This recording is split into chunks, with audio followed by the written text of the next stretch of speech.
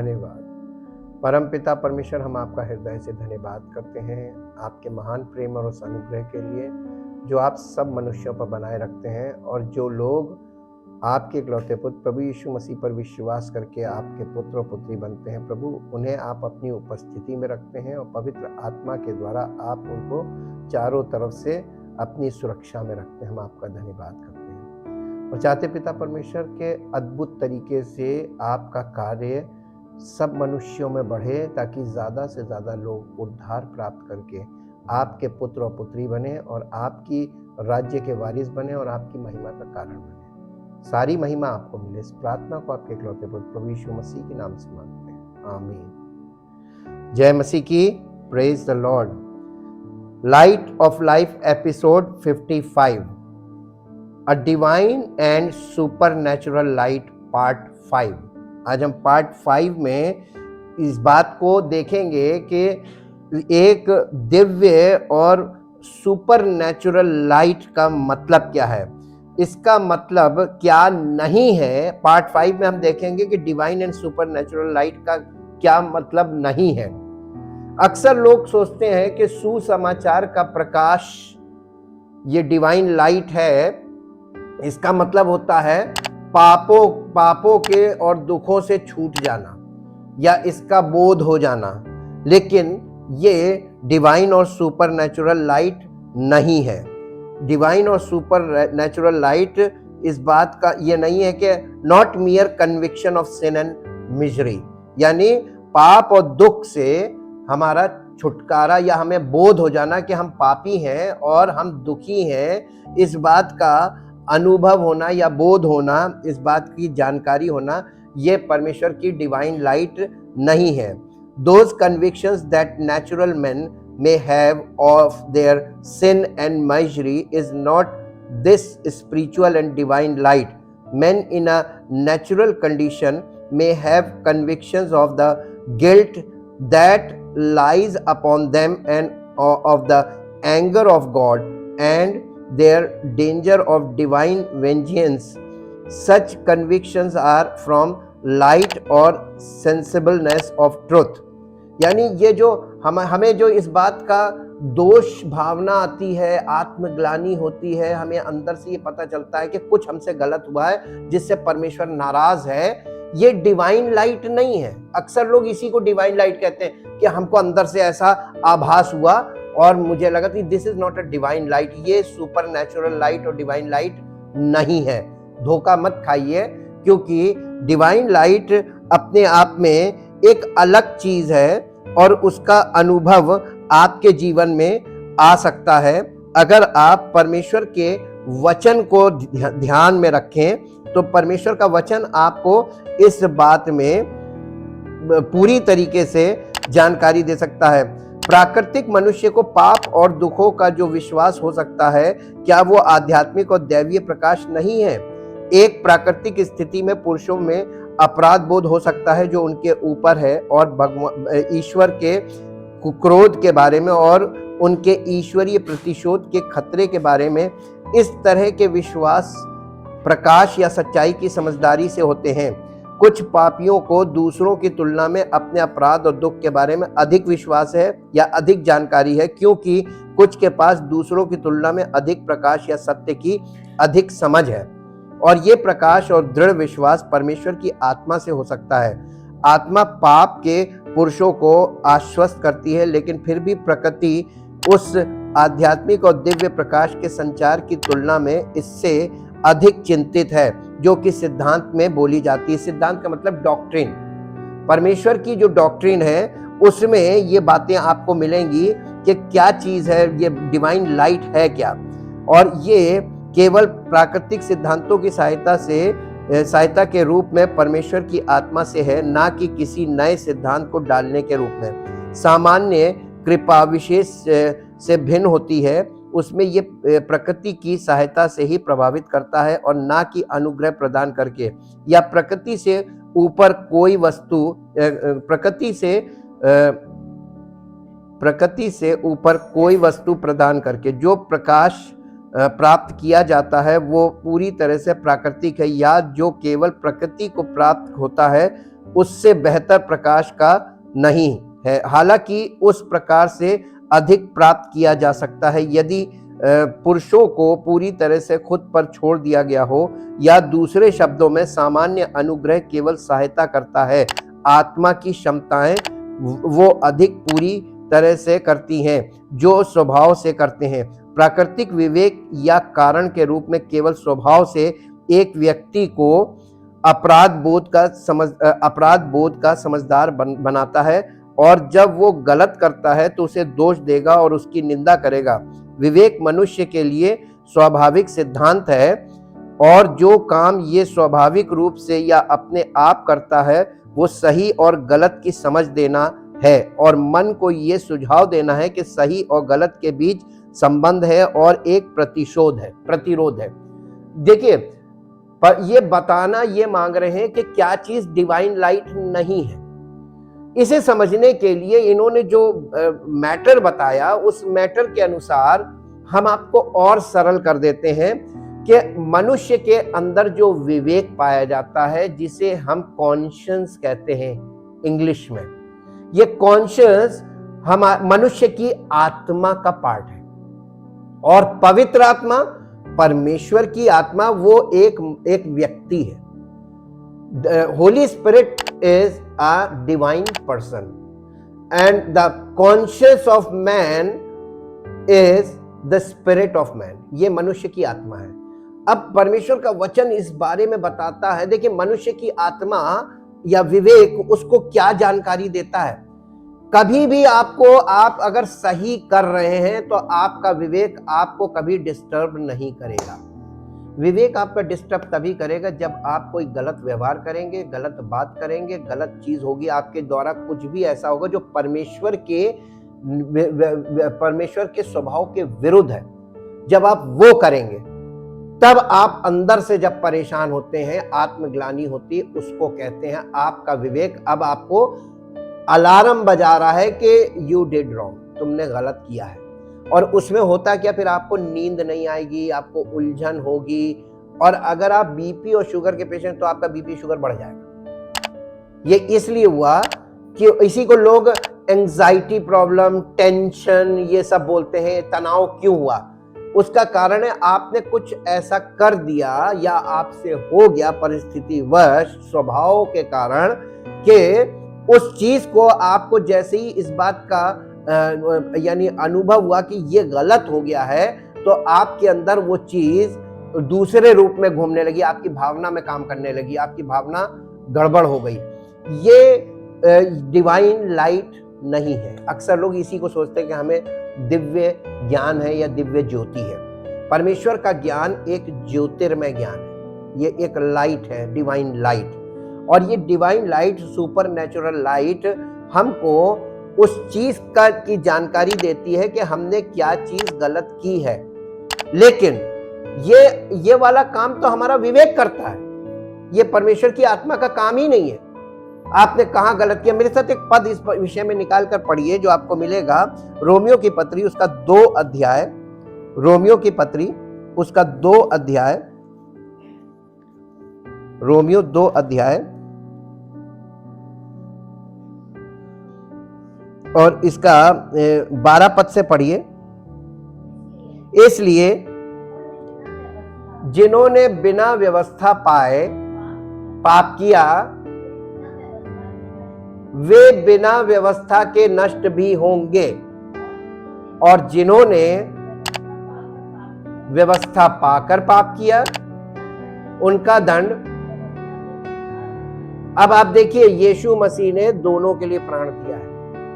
जिन्होंने व्यवस्था नहीं पाई, ये कौन लोग थे? अन्य जाति। और जिन्होंने व्यवस्था पाई थी, ये कौन थे? ये दोनों के लिए यीशु मसीह ने समाधान किया है। पाप होना मनुष्य के स्वभाव का कारण है, स्वाभाविक है, पाप होगा, और प्रत्येक मनुष्य पापी है। नए नियम में ये डिक्लेरेशन है। और अगर आप इस दृष्टिकोण से चलिए कि इस संसार में समस्त मानव जाति पाप के अंतर्गत आती परमेश्वर के सामने, और सब पापी हैं, तो आप इसलिए नहीं पापी हैं कि आपने कुछ किया है, बल्कि पहला जोड़ा जो आदम और हवा है, उनके पाप के कारण हम लोग डीएनए में हमारे पाप, वी आर बॉर्न सिनर, हम पाप के स्वभाव में हैं, इसलिए हम पापी हैं। इसी को कहा जाता है वी आर बॉर्न सिनर। तो हम सब पापी हैं, और पापी व्यक्ति अगर पाप नहीं करेगा तो वो पुण्य भी नहीं कर सकता। पुण्य, ये जो पुण्य जिसको संसार में लोग बोलते हैं हम पुण्य कमा रहे हैं, पुण्य कमा रहे हैं, ये पाप करके और उसको पैचअप करने वाली क्रिया है, इसी को पुण्य कहते हैं। पैचअप कर दो कि हमने इतना किया तो इतना हमने भर दिया, लेकिन इससे कोई छूटेगा नहीं। परमेश्वर की दृष्टि में आप पापी थे और आपको पापी को पाप की सजा मिलेगी, आपका प्राण नष्ट होगा, आपको परमेश्वर के राज्य में एंट्री नहीं मिलेगी, इस विचारधारा से जो संसार में चलती है।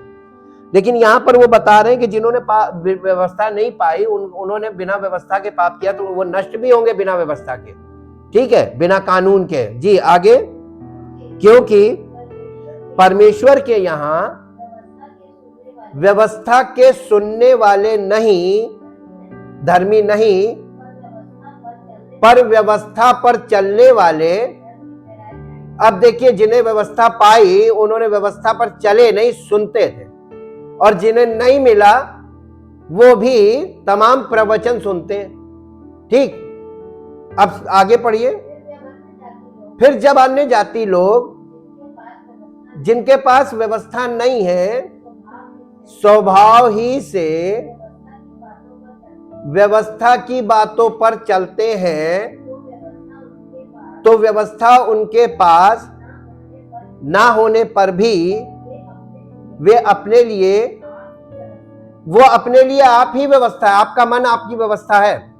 जी, वे व्यवस्था की बातें अपने अपने हृदयों में लिखी हुई दिखाते हैं, और आपका कॉन्शियस इस बात को प्रमाणित करता है, गवाही देता है।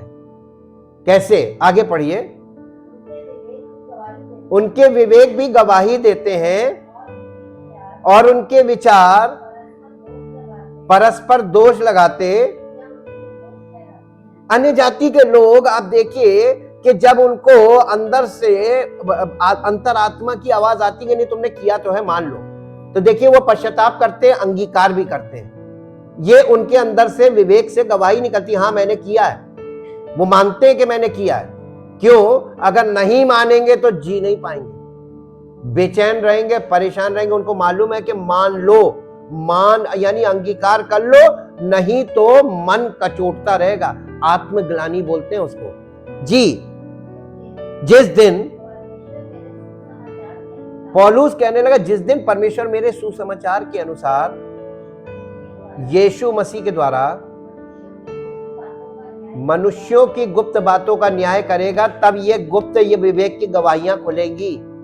क्या उस समय आप परमेश्वर के न्याय आसन के सामने निरुत्तर नहीं हो जाएंगे, दोषी नहीं ठहर जाएंगे? क्या आपके अंदर ये चीज आई तो थी, रियलाइजेशन हुआ था कि हाँ ये गलत किया, मैंने माना भी था, लेकिन सुधार किया था? अगर सुधार नहीं किया तो सुसमाचार को आपने माना नहीं। आपको क्या करना था?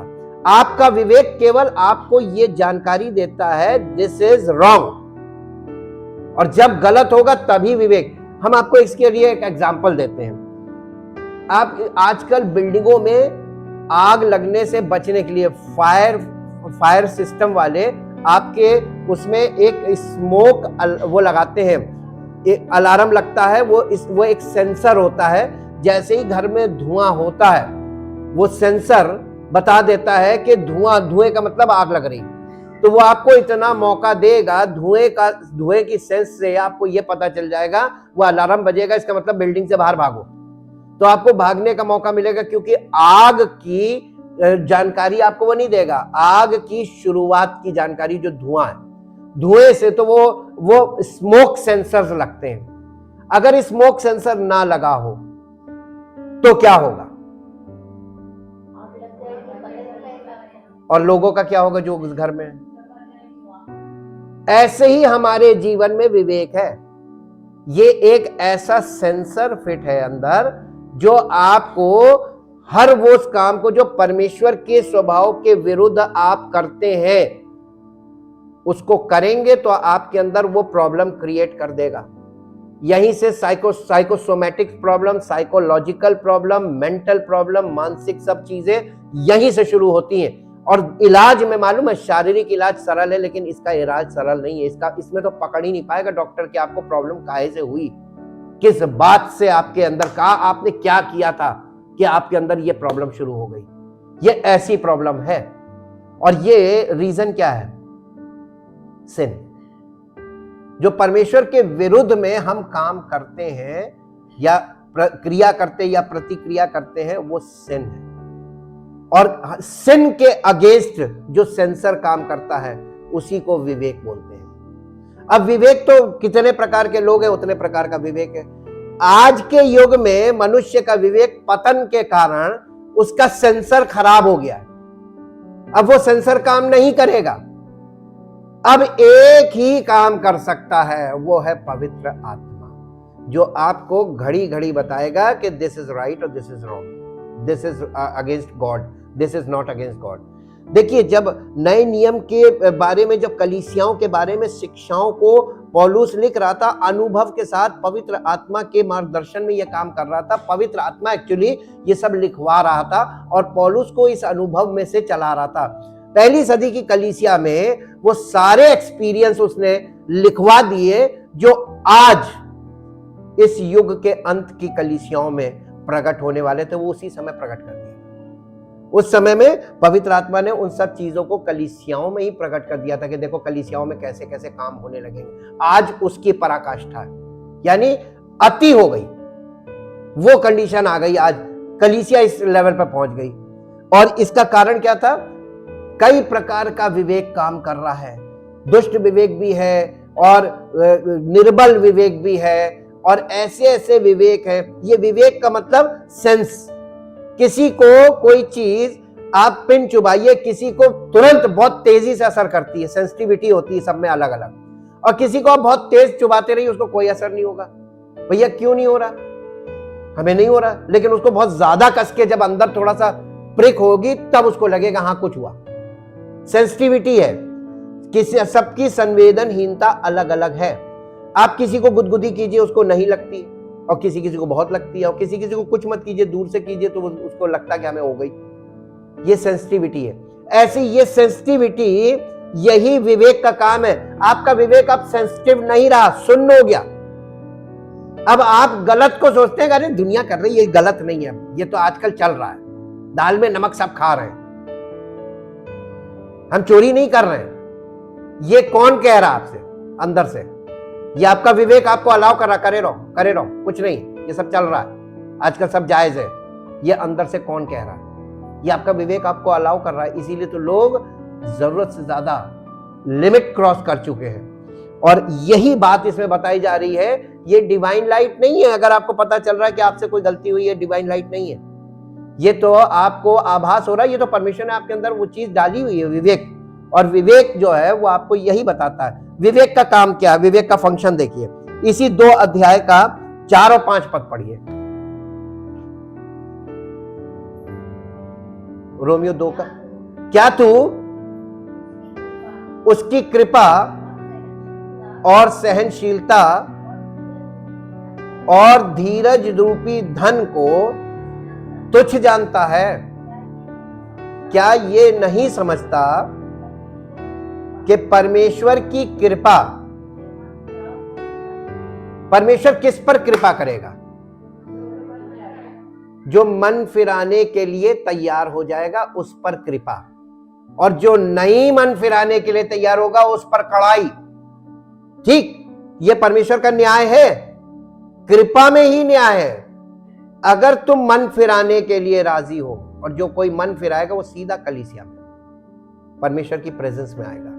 जी आगे, पर तू, हाँ ये मालूम है, दूसरे प्रकार जो मन नहीं फिराना मांगते वो कठोर होते हैं। अरे हमें नहीं, हमको नहीं जरूरत है, हमें नहीं जाना। तब पर तू अपनी कठोरता और हटीले मन के कारण उसके क्रोध के दिन के लिए, जिसमें जिसमें परमेश्वर का सच्चा न्याय प्रकट होगा। अपने लिए क्या कमा रहे हैं लोग? ये वो लोग हैं जो सुसमाचार सुनकर और परमेश्वर के वचन की सच्चाई ग्रहण नहीं करना मांगते और कलीसिया से चाहते हैं। वो कलीसिया से दूर इसलिए हुए क्योंकि उन्हें परमेश्वर की ये शिक्षा पसंद नहीं है। नहीं, ये नहीं है, हमको ये नहीं चाहिए। हमको अच्छी अच्छी बातें करने वाली शिक्षा चाहिए। हमको मीठी मीठी बातें करो, हमसे बताओ कि तुमको, तुम्हारे साथ अब ये होने वाला, तुमको ये मिलने वाला, तो हम आएंगे सुनने। लेकिन हम ये हार्ड बातें सुनने नहीं आएंगे कि तुम दोषी हो, तुम पापी हो और तुम्हारे अंदर ये गलती है, तुम्हारे स्वभाव में, ये सब सुनने लोग नहीं आएंगे। लेकिन ये मन फिराव के कार्य के लिए पवित्र आत्मा का काम है कि आपको चेताए, आपको सिखाए कि क्या नहीं करना है और क्या करना है। वो अपने आप आपको समझ में आ जाएगा। अगर ये नहीं करना है तो फिर क्या करना है। अब आप मेरे साथ एक पद और निकालिए जो आपको मिलेगा, यूहन्ना रचित सुसमाचार 16 अध्याय उसका 8 पद पढ़िए। यूहन्ना रचित सुसमाचार 16 अध्याय उसका 8 पद। वो आकर कौन ना, हाँ, यीशु मसीह पवित्र आत्मा के विषय में बता रहे हैं कि वो आके करेगा क्या। वो आकर, यानी पवित्र आत्मा आकर संसार को पाप और धार्मिकता और न्याय के विषय में, बस उसका काम क्या है। कलीसिया में, कलीसिया संसार में है ना, और संसार के लोग कलीसिया में आ रहे हैं, तो कलीसिया में पवित्र आत्मा का काम क्या है। ये जो संसार के लोग आ रहे हैं, इनको पाप, धार्मिकता और न्याय, ये मनुष्य की धार्मिकता और ये स्वधार्मिकता, इसके विषय में निरुत्तर कर देगा। ये कुछ नहीं है। पाप के विषय में निरुत्तर कर देगा कि तुम ये मत कहो कि मैंने पाप कभी नहीं किया, मैं तो बिल्कुल दूध का धुला हूं। कभी भी जस्टिफाई मत करो, सब मनुष्य पापी है मान लो। और पाप, धार्मिकता और परमेश्वर के न्याय के विषय में कि वो तुम्हारा न्याय करेगा, मानो या ना मानो, वो निरुत्तर करता है। अब देखिए, आप इसको इंग्लिश में पढ़िए, John chapter 16 verse 8 in English, तब आपको ज्यादा क्लियर होगा। हिंदी में बहुत साधारण सा लिखा हुआ है, इसलिए समझ में नहीं आया। ग्रीक भाषा को अगर समझना तो आपको इंग्लिश में जाना होगा। यूहन्ना रचित सुसमाचार, एंड व्हेन ही का मतलब Holi spirit, when he comes he will, पवित्र आत्मा क्या करेगा? तुम्हारे दोष को प्रकट करेगा, तुम्हें दोषी ठहराएगा, कन्विक्ट, दोषी ठहराएगा, एंड और तुमको कन्विंस करेगा कि तुम दोषी हो। द वर्ल्ड एंड ब्रिंग, यानी तुमको पहले इस लेवल पे लाएगा कि तुमको ये साबित हो जाए या तुम इस बात को अपने जीवन में सिद्ध कर लो कि तुम पापी हो और तुमने पाप किया है और तुम पाप में पैदा हुए हो। ये कन्विक्ट करेगा और कन्विंस करेगा। कन्विंस क्या करेगा? कि तुमको उद्धारकर्ता की जरूरत है। तुम अपने कामों से, अपने हाथ के कामों से, अपने विचारों से, अपने विचार से पुस्तकों की रचना करके तुम धर्मी नहीं बन सकते हो। तुम प्रचार करके और उपदेश देकर दूसरों को धर्मी नहीं बन सकते हो। You are a sinner. और उसको इस बंदे के पाप की मजदूरी क्या है? वो ये बता रहा है तुम पापी हो, पापी का परिणाम क्या है? मृत्यु। और कन्विंस इस बात के लिए कर रहा है कि तुम्हारे लिए प्रभु यीशु मसीह ने दाम चुका दिया है। वो उस पनिशमेंट को उसने ले लिया है। तुम्हें उद्धारकर्ता की जरूरत है, वो उद्धार करता है, उस पर निर्भर करो। तब उसकी ओर से तुम, यीशु मसीह हमारी धार्मिकता बन जाएगा। तब हमें कुछ किसी को करके दिखाने की जरूरत नहीं कि देखो हम क्या क्या कर लेते हैं, देखो हम कितनी अच्छी प्रार्थना कर लेते हैं, देखो हम कितना अच्छा प्रचार कर लेते हैं, देखो हम कितने अच्छे से लोगों को काउंसलिंग कर लेते हैं, देखो हम लोगों के लिए कितना देर तक प्रार्थना करते हैं, ढेरों लोग आते हैं हम सबके लिए प्रार्थना करते हैं। ये सब दिखाने की जरूरत, क्योंकि तुम्हें ये मालूम हो गया उद्धारकर्ता करेगा, हमको नहीं करना कुछ।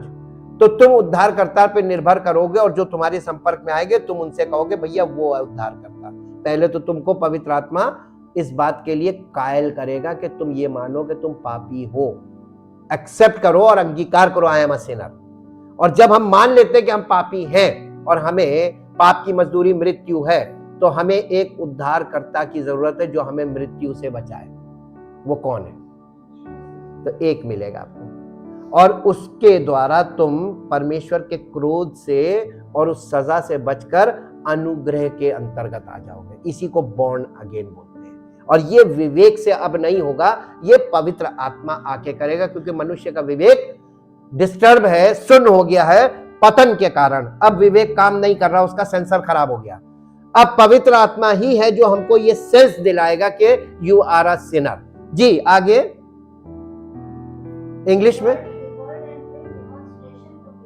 एंड ब्रिंग डेमोन्स्ट्रेशन, यानी इस बात का, डेमोन्स्ट्रेशन का मतलब इस बात का रहस्य उद्घाटन करेगा तुम्हारे जीवन में, इस चीज को प्रकट कर देगा संसार में तुमको कि about sin and about righteousness, uprightness of heart, यानी तुम्हारे हृदय को परिवर्तित करके जो परमेश्वर के योग्य हृदय है वो वाला हृदय तुमको देगा, ताकि तुम परमेश्वर के पाले में हो, तुम्हारा परमेश्वर के साथ सही संबंध है। इस बात को दुनिया के सामने साबित करेगा। डेमोन्स्ट्रेशन इसी बात का होगा।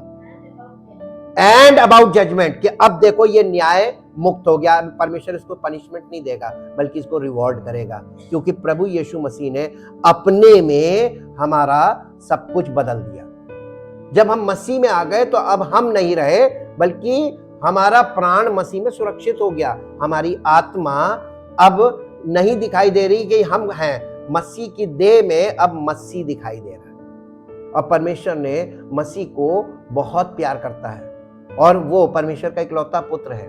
उस पुत्र में तुम पुत्र क्यों हुए? क्योंकि तुम पुत्र की देह में आ गए। अब तुम अपने शरीर में, वो पापमय शरीर में और उस विवेक में नहीं हो, बल्कि तुम अब पवित्र आत्मा में, तुम्हारे पास डिवाइन कॉन्शियस है। एक पर्सन आ गया, अब वो पर्सन है होली स्पिरिट। तो कॉन्शियस का रिप्लेसमेंट होली स्पिरिट है, पवित्र आत्मा है। जब आपका विवेक फेल हो गया, तब परमेश्वर ने हमको एक और सहायक दे दिया, पवित्र आत्मा।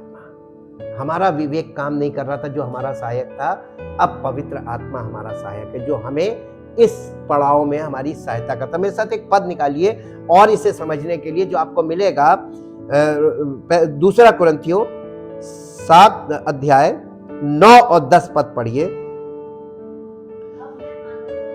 अब मैं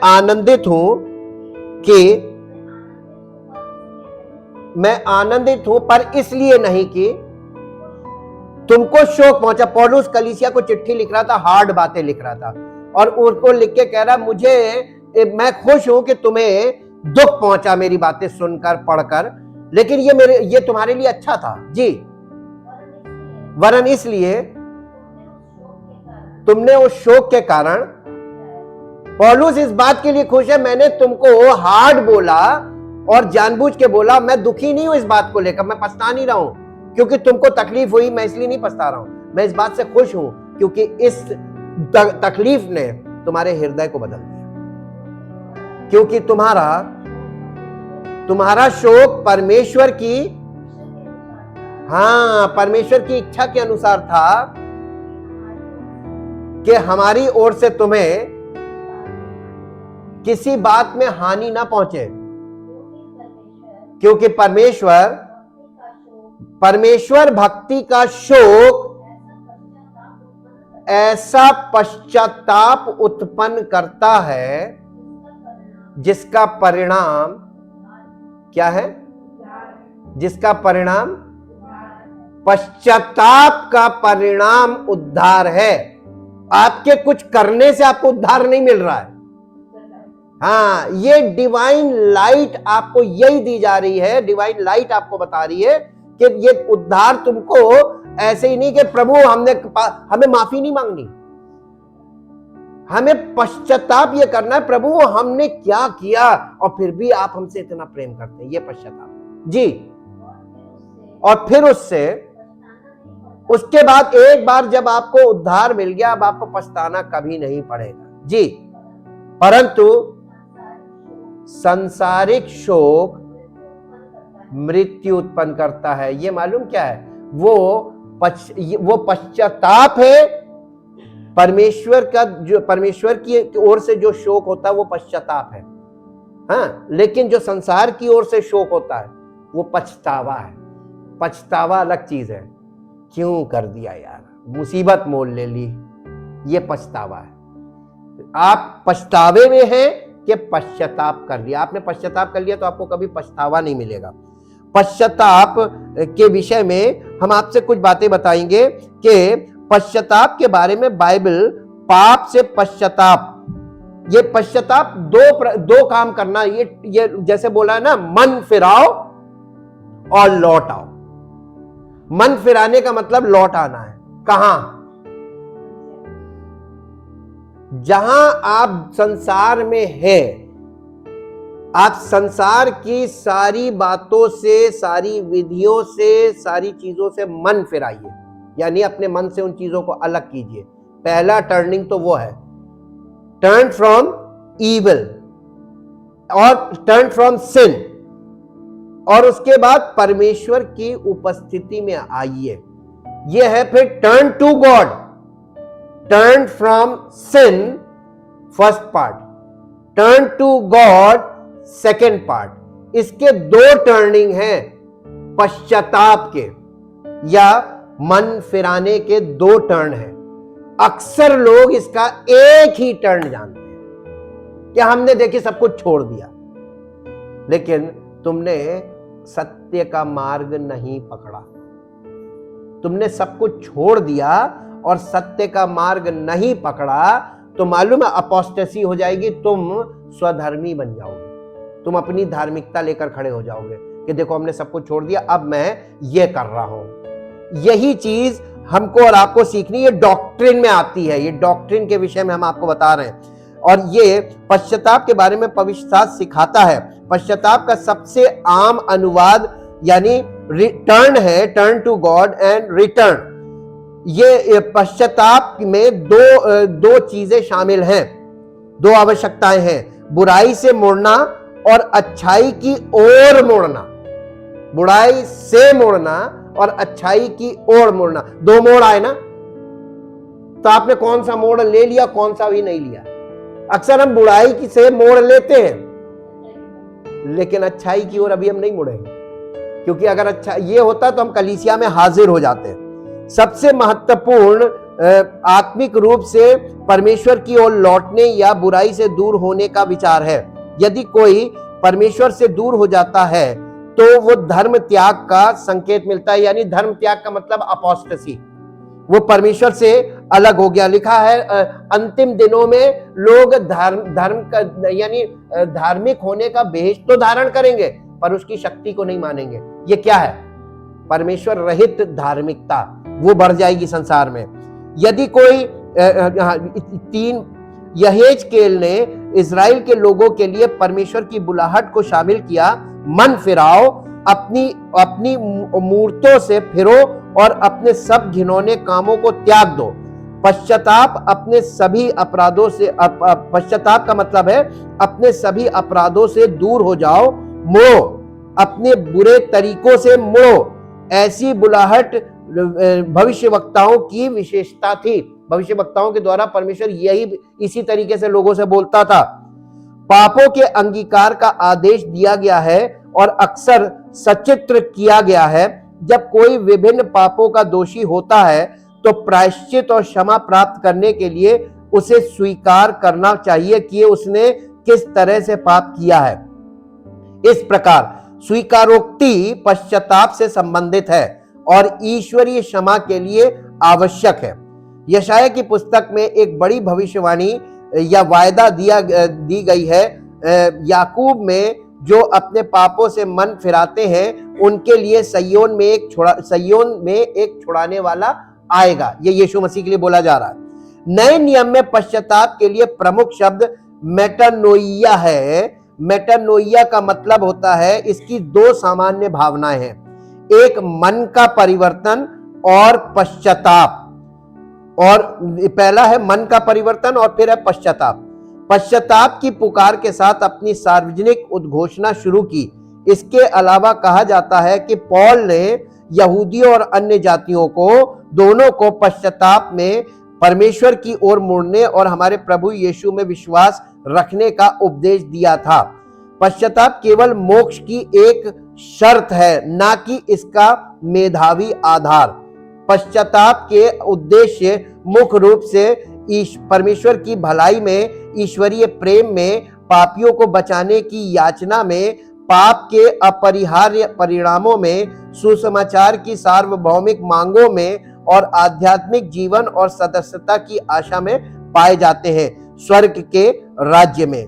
सच्चा पश्चाताप एक व्यक्ति को ये कहने की ओर ले जाता है, मैंने पाप किया है, और इसे उनकी दिशा में 180 डिग्री परिवर्तन के साथ साबित करता है, यानी पूरी तरीके से उल्टा घूम जाना।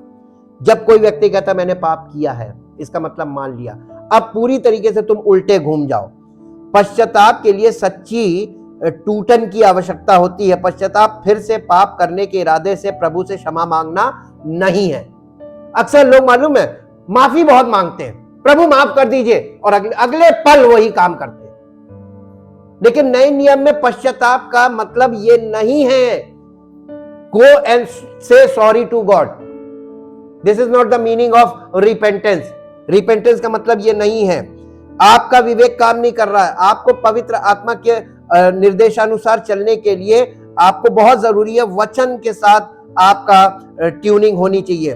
पश्चाताप परिवर्तन की प्रतिबद्धता के साथ पाप की एक ईमानदार पछतावे वाली स्वीकृति है।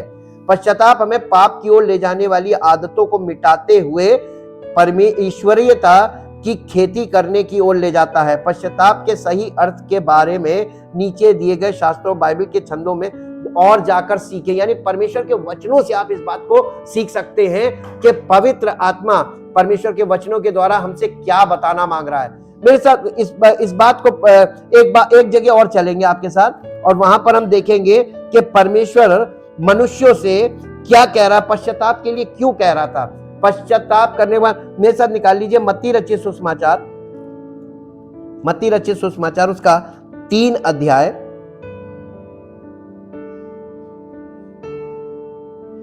अध्याय, और इसका 7 पद से पढ़िए।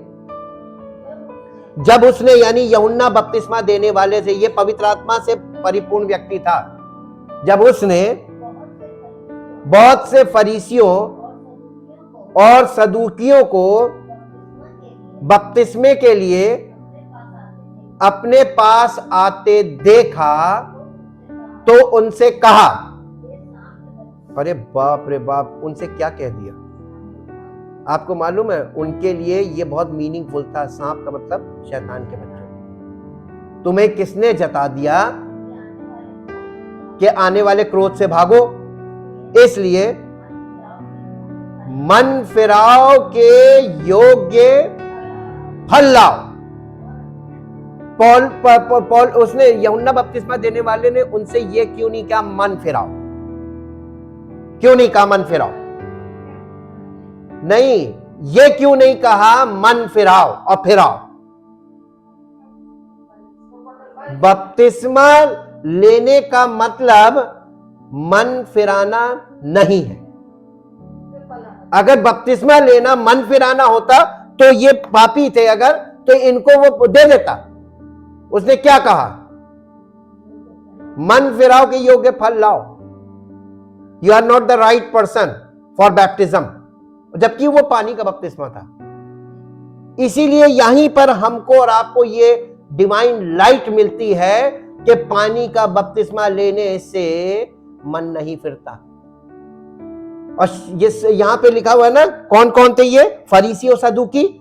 और यीशु मसीह ने किनकी शिक्षा से सावधान रहने को कहा था, फरीसी और सदूकी। क्यों कहा था, क्योंकि इनको यहां पे मना किया, इन्होंने अपना सिस्टम बना लिया कि हम लोगों को पानी से बपतिस्मा देंगे। आज सब लोग पानी से बपतिस्मा ले रहे हैं। ये किसकी शिक्षा है?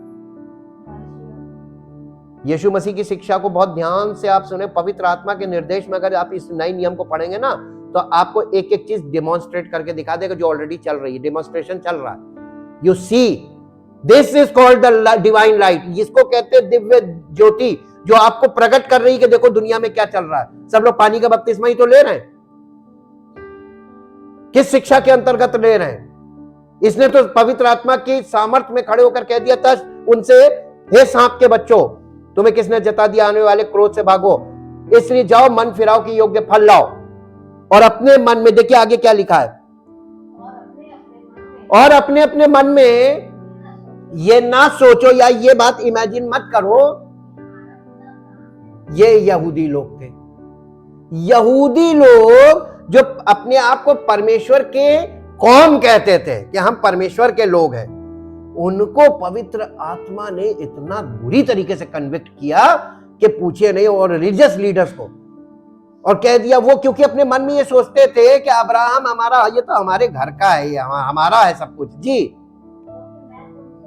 क्योंकि मैं तुमसे कहता हूं कि परमेश्वर इन पत्थरों से अब्राहम के लिए संतान उत्पन्न कर सकता है।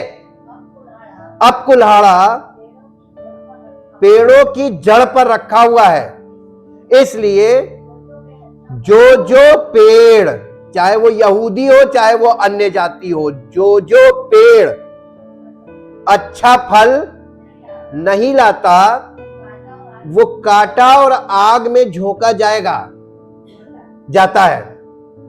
अब ये बात कहकर उसने क्या बता दिया था कि परमेश्वर न्याय में काट देगा। यीशु मसीह ने यूहन्ना 15 में क्या कहा, मैं दाखलता हूं, तुम डालियां हो, और मेरा पिता किसान है। और यीशु मसीह ने अपने में 2 डाली दिखा दी, मुझ में, जो डाली मुझ में है और नहीं फलती, और जो डाली मुझ में है और फलती है। तो नहीं फलती काट डालेगा कौन? पिता। और जो फलती है उसे छांटेगा, यानी उसको भी नहीं छोड़ेगा, वहां पे छटनी चलेगी। छटनी का मतलब उसमें करेक्शन कर करके ताकि उसमें फल बढ़े। ये पवित्र आत्मा का ही काम है। ये एग्रीकल्चरल लैंग्वेज है, लेकिन स्पिरिचुअली आपको ये समझ में आ रहा होगा कि पवित्र आत्मा के फलों के विषय में बोला जा रहा है, परमेश्वर के। और इसमें 2 प्रकार के मसीही लोग होंगे, 2 प्रकार की कलीसियाएं होंगी, 2 प्रकार की शिक्षाएं होंगी, और 2 प्रकार से, एक जिससे आत्मा का फल नहीं होगा और एक जिससे आत्मा का, जब पवित्र आत्मा के संपर्क में रहेंगे उस कलीसिया में जहां पिता पुत्र पवित्र आत्मा की उपस्थिति है और पवित्र आत्मा के द्वारा परमेश्वर का वचन दिया जा रहा है, वहां पर लोगों की जिंदगियों में आत्मा के फल प्रकट होंगे, उत्पन्न होंगे, बढ़ेंगे। और जहां ऐसा नहीं होगा वहां नहीं होंगे। दोनों चीजें यीशु मसीह ने सरल शब्दों में पिक्चराइज करके बता दिए। देखना किसका काम है। जब तक हमको दिव्य ज्योति नहीं मिलेगी तो जो चल रहा है सो टोटल गलत, वो भी नहीं दिख रहा, सही हमें मालूम ही नहीं, हम सही को नहीं जान पा रहे हैं। इसी तरीके से हम परमेश्वर के वचन में ढेर सारे पॉइंट दिए। विवेक का काम क्या है मालूम है? ये सेंसर है। हमारे फोन में एक सेंसर होता है, जब आप कोई ऐसा गलत वो करने जा रहे होते हैं उससे पहले एक वार्निंग बेल बजती है, और वहां पे पहुंचा के आप बोलिए हाँ के ना, तो आपको 2 मिनट आप रुक जाते हैं कि नहीं, अगर इसमें हम हाँ कर देंगे तो हो सकता है कि फोन खराब हो जाए। तो आप उसमें अक्सर देखिएगा आप नो करते हैं, और जैसे ही नो करते हैं फौरन वापस हम पुरानी स्टेज में आ जाते हैं। आपके कंप्यूटर में ये चीजें बार बार आपको रिपीटेडली मिलेंगी। जब आप कुछ ऐसा करने जा रहे होंगे जिससे आपका पूरा वो डिलीट हो सकता है, पूरा डेटा आपका खत्म हो सकता है, उसमें वो कई बार घुमा घुमा के पूछेगा आर यू ओके, आप ये करना चाह रहे हैं? फिर से सोचिए, वो आपको बार बार ये अलार्म क्यों कर रहा है? जब कोई बात रिपीटेडली बोली जाती है, that is just like alarm. Alarm क्या होता है? बजता तर तर तर तर तर तर तर तर तर रिपीटेडली बजता ना। आप अलार्म जब इसमें सेट करते हैं तो उसमें पूछता वंस और रिपीट। जब आप रिपीट करते हैं तो वो अलार्म आप जब तक उठ नहीं जाएंगे तब तक बजेगा। लेकिन वंस का मतलब एक बार बजा और आपने खट से ऑफ किया और उठ गए, इसका मतलब आप उठ गए। तो आपको रिपीटेडली, परमेश्वर का आत्मा आपको रिपीटेडली कोई बात बोल रहा है, इसका मतलब अलार्म बजा रहा है, अब भी सुधर जाओ सुधर जाओ, मान जाओ मान जाओ मान जाओ। एक पद लास्ट में पढ़िए ताकि आपको ये मुद्दा क्लियर हो जाए। ये डिवाइन लाइट नहीं है। विवेक आपका फेल हो गया है। पवित्र आत्मा अभी आपके अंदर नहीं, आपको कलीसिया में व्यक्ति के द्वारा आप उसकी उपस्थिति में आए पवित्र आत्मा की, वहां पर आपको वचन के द्वारा आपके साथ डील कर रहा है। एक पद निकालिए जो आपको मिलेगा प्रेरितों के काम, उसका 3 अध्याय, उसका 18-19 पद पढ़िए। प्रेरितों के काम 3 अध्याय जी। परंतु जिन बातों को परमेश्वर ने सब भविष्यवक्ताओं के मुख से पहले ही बता दिया था कि उसका मसीह दुख उठाएगा, उन्हें उसने इस रीति से पूरा भी किया है। इसलिए मन फिराओ, और मन फिराओ का मतलब जहां तुम्हारा मन लगा है वहां से मन हटाओ। आपका मन कहां लगा है? आपका मन शरीर में लगा है, आपका मन अपने परिवार में लगा है, आपका मन संसार में लगा है, संसार की विधियों में लगा है, आपका मन पैसों में लगा है, आपका मन ग्लैमर में लगा है, आपका मन वो जगहों में जहां जिन चीजों से अपराध बढ़ता है, हर उस चीज में आपका मन लगा हुआ है। मन लगा तो मन फिराओ का मतलब वहां से मन हटाओ और लौटाओ। कहां बुला रहा है? हाँ, ये पर्टिकुलर प्लेस है कि आपको मन फिराने वाला व्यक्ति कहां आएगा? कलीसिया में, और परमेश्वर की प्रेजेंस में आएगा। लौट आओ ताकि तुम्हारे, इसका मतलब कलीसिया में क्या किया जाता है? परमेश्वर का आत्मा क्या करता है? पहले आपको वरदान नहीं देता है, पहले आपको पाप के दोष से मुक्त करता है, आपको शुद्ध करता है, पाप मिटाए जाएं, जिससे परमेश्वर की उपस्थिति से, उसकी ओर यानी उसके सम्मुख से, किसके दिन आए? विश्रांति के। इंग्लिश में पढ़ दीजिए इसको, बहुत इंपॉर्टेंट है ये, बहुत इंपॉर्टेंट। ये एक ऐसी कॉल है जो आज तक लोगों, राइट डॉक्ट्रिन आपसे, ये this is the doctrine of God, this is the doctrine of gospel, this is the doctrine of Jesus Christ. ये है परमेश्वर की डॉक्ट्रिन या सिद्धांत, आपको परमेश्वर अपना पुत्र और पुत्री बनाने के लिए। So repent, change your mind, and repent का मतलब है चेंज योर माइंड एंड, क्यों तुम आप अपना मन बदलो, यानी अपने माइंड को चेंज करो और उसका उद्देश्य, इंटेंशन बदल दो जी। टर्न अराउंड, 180 डिग्री घूम जाओ उल्टे, and return to God the Father, God the Son and God the Holy Spirit. ये तीनों कहां उपस्थित होते हैं? कलीसिया में जी। दैट योर सिंस में be erased, blotted out, wiped clean, and times of refreshing, of recovering from the effects of heat,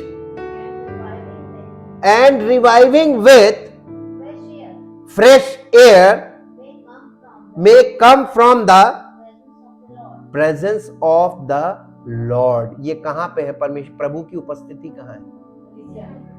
यहां पे तुमको ये पूरा छुटकारा मिलेगा, तब तुम परमेश्वर की संतान बनोगे, पवित्र आत्मा से भरे रहोगे, पवित्र आत्मा के द्वारा पवित्र आत्मा के फलों में बढ़ोगे, तुम्हारे जीवन में फल बढ़ेंगे, और तब लोगों को वो दिखेगा जो आज तक अभी दिखा नहीं है। परमेश्वर का बहुत धन्यवाद कीजिए, क्योंकि ये काम परमेश्वर स्वयं करता है, पिता, पुत्र और पवित्र आत्मा के द्वारा। This is the true doctrine of God. ये है परमेश्वर का सिद्धांत। और झूठी शिक्षा आपको कहती है ये मत करो, ये मत करो, ये मत करो, उधर मत जाओ, ये मत सुनो, ये मत खाओ, ये मत बोलो, ये सब चीजें जो आपसे कहा जा रहा करने को, ये फॉल्स डॉक्ट्रिन है। प्रार्थना करो, ये फॉल्स डॉक्ट्रिन है, क्योंकि प्रभु यीशु मसीह ने कभी किसी को ये नहीं कहा अपने चेले से कि प्रार्थना करो, लेकिन उसने वो प्रार्थना करता था ताकि चेले सीखे ये पिता से बातचीत करता है। ऐसे ही तुम भी पवित्र आत्मा से भरने के बाद पवित्र आत्मा तुम्हें सिखाएगा कि पिता से बातचीत कैसे करते हैं। इसलिए प्रार्थना का अर्थ नए नियम में लिखा हुआ है, परमेश्वर की इच्छा और योजना को जानने के बाद आप उससे मांगेंगे कुछ नहीं, क्योंकि आपको मालूम हम तो उसके पुत्र हैं। वारिस हैं और हमारा सब कुछ है, तो आप मांगेंगे नहीं, बल्कि आप उससे निर्देश ही प्राप्त करेंगे। प्रार्थना में क्या होता? प्रार्थना में परमेश्वर से वो पिता से बातचीत करता था, conversation between Jesus and his father, that is called true prayer. दूसरा, प्रार्थना का मतलब है, पुराने नियम से नए नियम तक प्रार्थना के मतलब का जो आधार है वो ये है कि परमेश्वर के घर का अधिकारी प्रभु यीशु मसीह था, और प्रभु यीशु मसीह उस घर का अधिकारी था, तो वो लोगों को क्षमा कर सकता था क्योंकि वो परमेश्वर का पुत्र था, इसलिए उसको प्रार्थना की जरूरत नहीं थी, वो तो अधिकारी था। लेकिन पुराने नियम में जो सेवक हुआ करते थे वो परमेश्वर के घर के अधिकारी नहीं थे, तो लोग जब उनके पास कोई मसला लेकर आते थे तो वो परमेश्वर के पास उस मसले को ले जाते थे, और परमेश्वर से जो प्रत्युत्तर था वो उनको लाकर देते थे। ये था मीडिएटरशिप, मध्यस्थता, और इसी को प्रेयर बोला गया।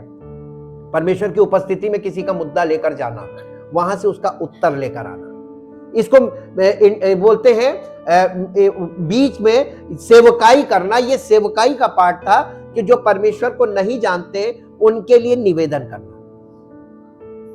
परमेश्वर हम सबको उस सच्चाई में बढ़ा रहा है जिससे हम परमेश्वर की सच्चाई को पूरी तरीके से अंडरस्टैंड करें। परमेश्वर ने मनुष्यों को कोई क्रिया नहीं दी है स्पिरिचुअली। परमेश्वर ने जब हमको अपना बेटा बना लिया तो इसका मतलब सारा कंट्रोल परमेश्वर के हाथ में है। हम वारिस हैं। हमें ये बात हमेशा याद रखना चाहिए कि हम कौन हैं और हमें परमेश्वर के पुत्र और पुत्री होने के नाते क्या नहीं सोचना है, क्या नहीं बोलना है और क्या नहीं करना है, कैसे नहीं सोचना है, कैसे नहीं बोलना है और कैसे नहीं करना है। और ये ट्रुथ हमको परमेश्वर पवित्र आत्मा वचन से सिखाता है। Thank you, thank you, thank you Lord. परमपिता परमेश्वर, हृदय से आपका धन्यवाद करते हैं इस बात को सिखाने और सीखने के लिए और समझने के लिए कि वाकई में पवित्र आत्मा हमारे जीवन में किस तरीके से हमारी सहायता करता है, कि हम मन फिराने में हमारी सहायता करता है। मन फिराने के बाद हमको परमेश्वर की उपस्थिति में कैसे आना है, क्या करना है, सब बातें सिखाता है। हम आपका धन्यवाद करते चाहते प्रभु, आपकी मर्जी प्रति क्षण प्रतिदिन हमारे जीवन में पूरी हो सके और आपकी महिमा प्रकट हो।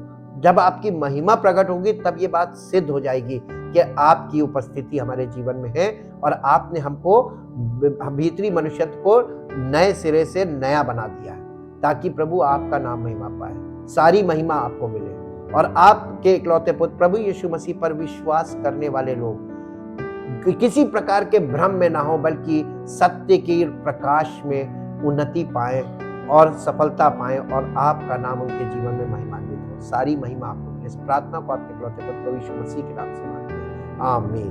Praise the Lord. परमेश्वर आपको आशीष दे।